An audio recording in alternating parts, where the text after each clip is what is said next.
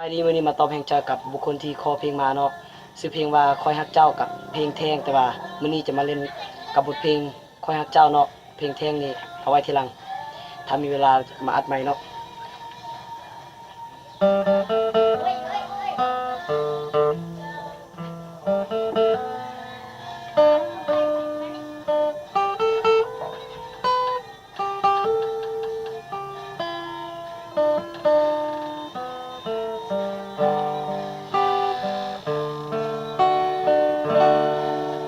คนจากเมืองหลวงแสนสีวิไล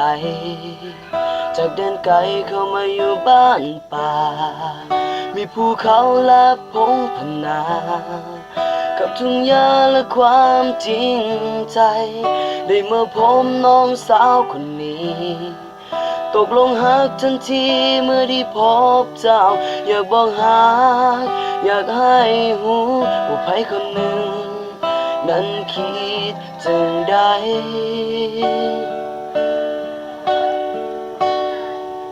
อยากจะบอกว่าคอยหักเจ้าแต่บอกหัวเจ้าคิดจังใดอยากจะบอกว่าหักเจ้าเหลือหลายหักเจ้าบ่เสื่อมคลายคอยหักเจ้า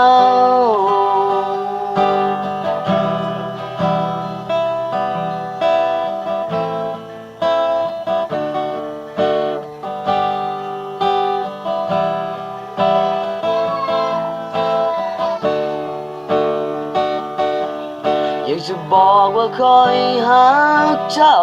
แต่บอกหัวเจ้าคิดจังใดอยากจะบอกว่าหักเจ้าเหลือหลายหักเจ้าบ่เสื่อมคลายคอยหักเจ้า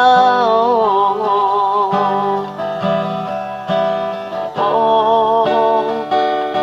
คอยหักเจ้าทุกๆคนเด้ออย่าลืมใครต้องการเพลงย่างแล้วก็สามารถคอกันเข้ามาถ้ามีเวลาจะอัดแล้วส่งไปฟังเนาะอัดเราเด้อกับบทเพลงคอยฮักเจ้าไปกันเด้อไปโรงเรียนเด้อ